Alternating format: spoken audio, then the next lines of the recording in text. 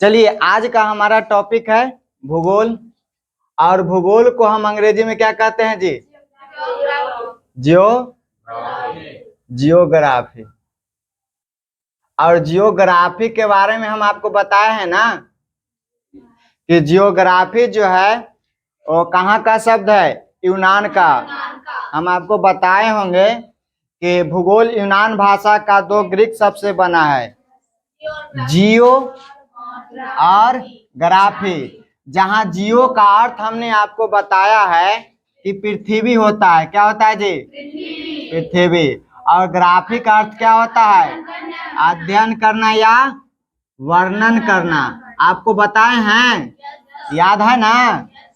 तो अगर आपसे पूछा जाए कि भूगोल किसे कहते हैं तो आपको बताना है कि भूगोल यूनान भाषा के दो ग्रीक शब्द है, जियो और ग्राफी। जहाँ जियो का अर्थ होता है पृथ्वी, तो वहीं ग्राफी का अर्थ होता है अध्ययन। अर्थात हम कह सकते हैं कि पृथ्वी का अध्ययन करना ही क्या कहलाता है? भूगोल कहलाता है। और भूगोल को अगर आपसे पूछा जाए कि पिता किन्हें कहा जाता है तो याद रखना है कि ज्योग्राफी शब्द जो है वो है अंग्रेजी शब्द है और इसका सबसे पहले प्रयोग इराटोस्थेनीज किए थे। कौन किए थे? इराटोस्थेनीज। स्थानीज, ठीक ना? इराटोस्थेनीज। तो आपसे पूछा जाए कि भूगोल के पिता किन्हें कहा जाता है तो आप बता दीजिएगा क्या? इराटोस्थेनीज। अब बात करते हैं भूगोल को कितने वर्गों में बांटा गया है। तो भूगोल को आपको दो वर्गों में बांटा गया है। हमने आपको बताया था, एक प्राकृतिक भूगोल और एक मानव भूगोल। और प्राकृतिक भूगोल का एक अन्य नाम भी आपको दे सकता है, भौतिक भूगोल भी उसे हम कहते हैं। अंग्रेजी में कहते हैं नेचुरल ज्योग्राफी या फिजिकल ज्योग्राफी, प्राकृतिक भूगोल या भौतिक भूगोल को। और मानव भूगोल को हम कहते हैं ह्यूमन ज्योग्राफी। आपको याद रखना है। तो आपको बताए थे कि प्राकृतिक भूगोल होता क्या है। तो प्राकृतिक भूगोल में हम क्या जानते हैं? प्राकृतिक वस्तुओं का अध्ययन करते न है, यानी जो भगवान ने बनाया हो उसका हम अध्ययन क्या करते हैं? किस में करते हैं? प्राकृतिक भूगोल में, भौतिक भूगोल में करते हैं। और आपको बताया था मानव भूगोल। तो मानव भूगोल क्या करेगा? मानव क्या करेगा? प्राकृतिक ने जो चीज, जो वस्तु दिए हैं, जो पदार्थ दिए हैं, जैसे जल, पेड़ पौधा, मिट्टी, किसने दिए हैं? प्राकृतिक ने। पूरा पृथ्वी का रचना किसने किए हैं? प्राकृतिक ने। तो इस पृथ्वी पर जितने भी सारा वस्तु है उसको एक नया आकार में प्रदान करके मनुष्य जो है अपना आवश्यकताओं या जरूरतों को क्या करता है? पूरा करता है। तो आप कह सकते हैं कि मानव भूगोल वह भूगोल है जिसमें प्राकृतिक के बनाए गए वस्तुओं के ऊपर मानव अपनी आवश्यकताओं या जरूरतों को पूरा करने के लिए कोई नए वस्तु का निर्माण करता है। उसे हम क्या कहते हैं? मानव भूगोल। अब चलिए आपको टॉपिक समझाने जा रहे हैं जो आपको सिलेबस में दिया हुआ है भूगोल का। ये आपको कौन सा क्लास का है जी? 10th क्लास का। और 10th क्लास में फर्स्ट चैप्टर भूगोल का फर्स्ट चैप्टर आपको पढ़ना है खंड क में भारत संसाधन एवं उपयोग। यानी कि हमको किसके बारे में पढ़ना है? इसमें भारत के संसाधन के बारे में पढ़ना है और इसके उपयोग को हमें क्या करना है? जानना है। तो चलिए सबसे पहले हम बात करते हैं संसाधन के। किसका? संसाधन के। अच्छा आप ये बताइए कि आप घर से आते हैं तो कोई ना कोई संसाधन का तो उपयोग करते हैं, जैसे कि साइकिल का, टेम्पू का, रिक्शा का, इससे आते हैं ना जी। तो ये हमारे लिए क्या है? संसाधन है। जैसे कि यहाँ पर ये क्या है आपको? ये है क्या? मार्कर है। तो ये मार्कर का हम यूज कर रहे हैं तभी नहीं हमारे लिए संसाधन है कि नहीं? बात समझ में आ रहा है? कोई दिक्कत है? चलिए आप समझिए कि अगर संसाधन आपसे पूछा जाए कि संसाधन होता क्या है तो हमारे उपयोग में जो भी चीज आएंगी वो क्या कहलाएगा? संसाधन कहलाएगा। यानी कि मानव के जीवन के उपयोग में आने वाली सभी वस्तुएं क्या कहलाती है? संसाधन कहलाते हैं।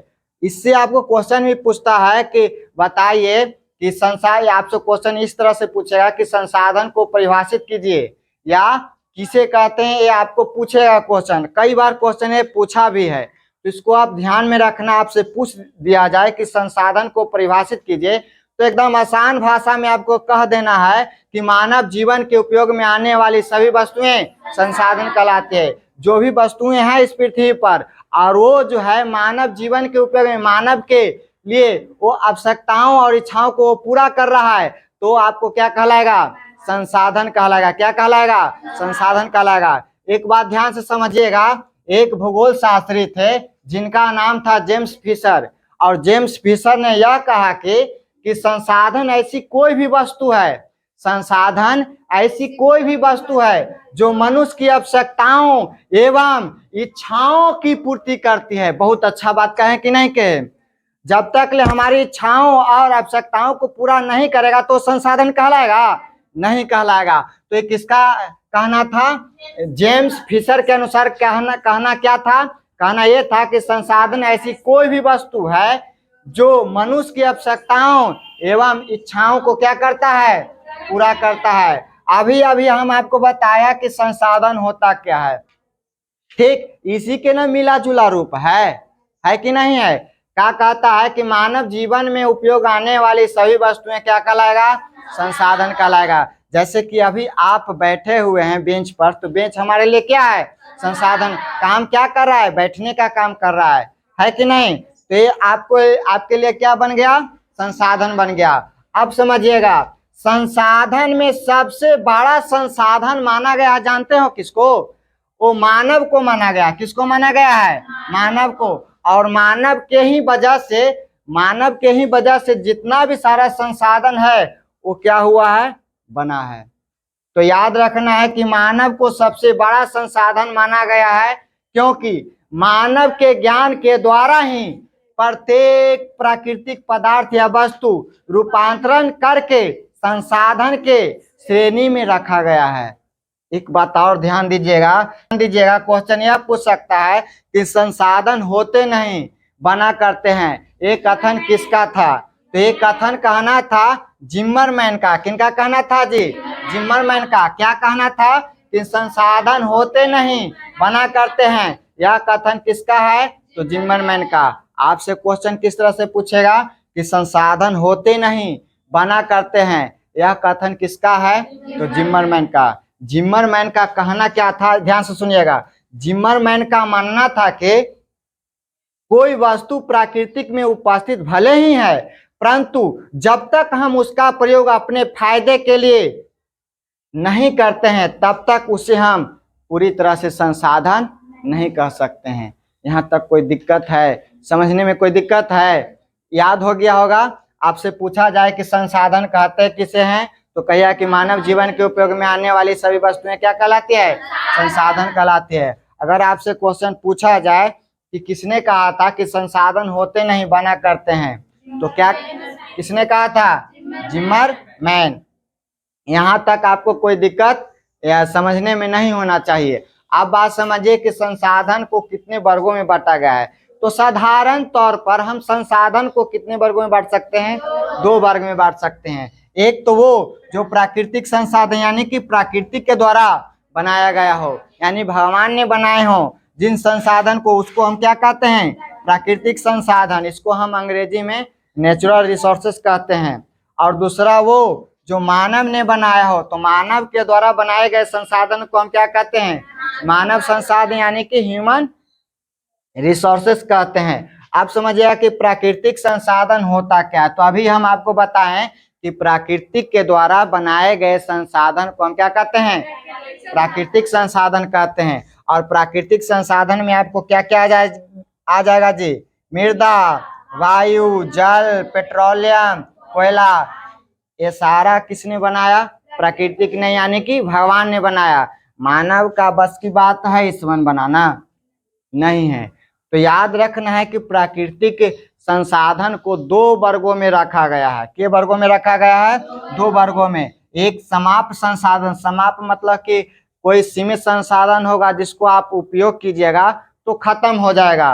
और एक वो है असमाप्त संसाधन, जिसको आप जितना भी यूज कीजिएगा वो खत्म नहीं होगा।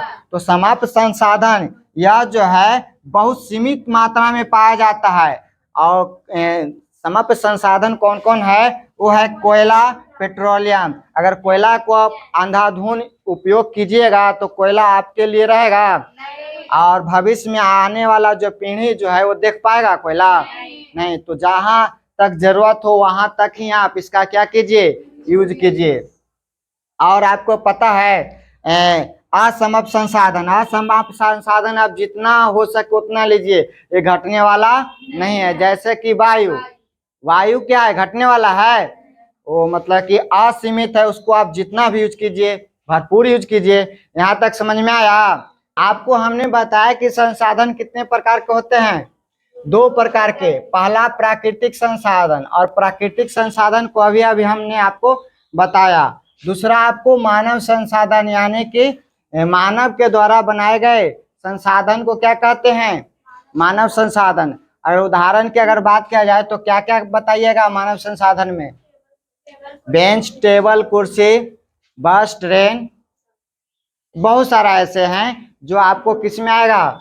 मानव संसाधन, यानी कि जो मानव निर्मित करेगा, मानव बनाएगा। चलिए अब हम जानते हैं कि संसाधनों का वर्गीकरण किन किन रूपों में किया गया है।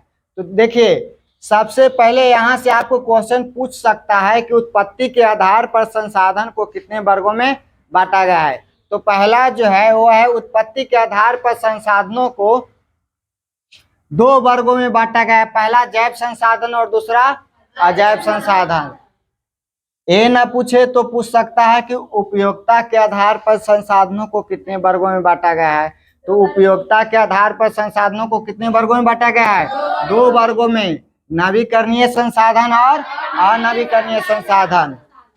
या तो ये न पूछे तो हो सकता है कि ये पूछ दे कि स्वामित्व के आधार पर संसाधनों को कितने वर्गों में बांटा गया है। तो बताना है कितना? 4। पहला व्यक्तिगत संसाधन या निजी संसाधन, दूसरा सामुदायिक संसाधन या सार्वजनिक संसाधन, तीसरा राष्ट्रीय संसाधन, और चौथा जो है अंतर्राष्ट्रीय संसाधन। चलो हम एक एक करके देखते हैं। सबसे पहले उत्पत्ति के आधार पर संसाधनों को कितने वर्गों में बांटा गया है? 2 वर्ग में। कौन कौन? जैव संसाधन और अजैव संसाधन। अब बात करते हैं कि जैव संसाधन होता क्या है। तो जैव संसाधन, जैव यानी कि समझ रहे हैं सजीव, और सजीव किसे कहेंगे? जिसमें जान होगा। और सजीव का लक्षण यह है कि वो पोषण करता है, जनन करता है, गति करता है। तो याद रखना है कि वे सारे संसाधन जो सजीव से बने हैं, वे सारे संसाधन जो सजीव से बने हैं वो क्या कहलाएगा? जैव संसाधन। और जैव संसाधन की प्राप्ति आपको जीव मंडल से होती है। इससे भी कई बार आपको क्वेश्चन पूछा भी है कि जैव संसाधन की प्राप्ति किससे होती है? तो याद रखना है कि जीव मंडल से होती है। इतना याद रहेगा। चलिए जैव संसाधन एक बार और देखते हैं कि क्या होता है। कि वे सारे संसाधन जो सजीव से बने हैं उससे हम क्या कहेंगे?